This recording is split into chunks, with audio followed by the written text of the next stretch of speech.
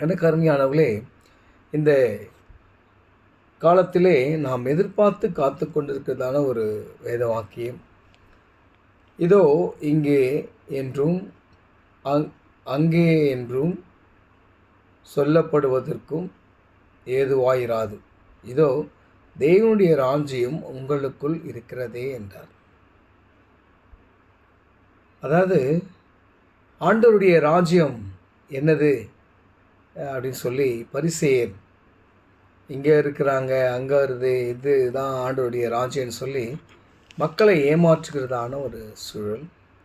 அப்பொழுது ஆண்டவர் சொல்கிறாரு, ஆண்டவருடைய ராஜ்யம், கடவுளுடைய அந்த ரட்சிப்பு, அதனுடைய பரலோகத்தின் மகிழ்ச்சி எங்கே இருக்கிறது என்று சொன்னால், பரிசேயர்களோ சதிசேயர்களோ சொல்கிறது போல மறுமையிலே அப்படின்னு சொல்லி தங்களை இங்கே இருக்கிறது, அங்கே இருக்கிறது, அங்கே அப்படின்னு சொல்லி ஏமாற்றுகிறதான ஒரு சூழல் ஆண்டவர் கேள்விப்பட்டு சொல்கிறாரு. ஆண்டவருடைய ராஜ்யம் உங்களுக்குள் இருக்கிறது. எது ஆண்டவருடைய ராஜ்யம்? அழகாக சொல்கிறார் ஆண்டவர், இந்த சிறியரில் ஒருவனுக்கு நீ எதை செய்தையோ அதை எனக்கே செய்தீங்க. அதுதான் ஆண்டவருடைய ராஜ்யம். உன்னிடத்தில் நீ அன்பு கூறுவது போல பிறனிடத்தில் அன்பு கூறுவாயாக. நீ உன்னை எப்படி நேசிக்கிறியோ அப்படி உன் பிறனை நேசிக்கும் போது அது ஆண்டவருடைய ராஜ்யம். ஆண்டவருடைய ராஜ்யம் அன்பாகவே இருக்கிறது. அங்கே சண்டை சச்சரவுகள் இல்லை, போட்டி பொறாமைகள் இல்லை, இல்லையா, கொலைகள் இல்லை, பொய் சாட்சிகள் இல்லை, இச்சைகள் இல்லை.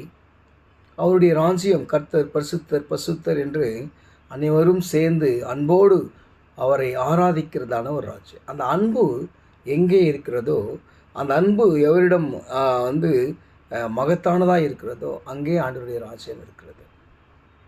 அதுதான் அழகாக சொல்கிறார், ஆண்டவருடைய ராஜ்யம் உங்களுக்குள்ளே இருக்கிறது.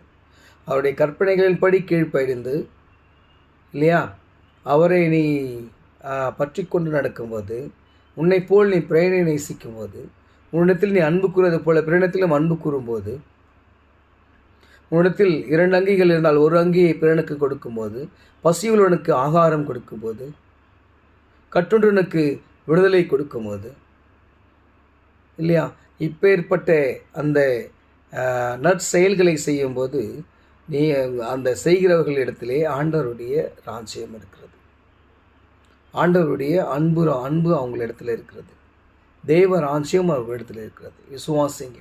இன்றைக்கி நாம் கற்றுக்கொள்ள வேண்டும். அவருடைய கற்பனைகளை எல்லாம் கைக்கொண்டு நாம் எல்லோரிடம் அன்பாக இருக்க கற்றுக்கொள்ள வேண்டும். அப்படி கற்றுக்கொள்ளும் போது கர்த்தர் நம்மளை ஆசீர்வதித்து பாதுகாப்பார். ஆமென்.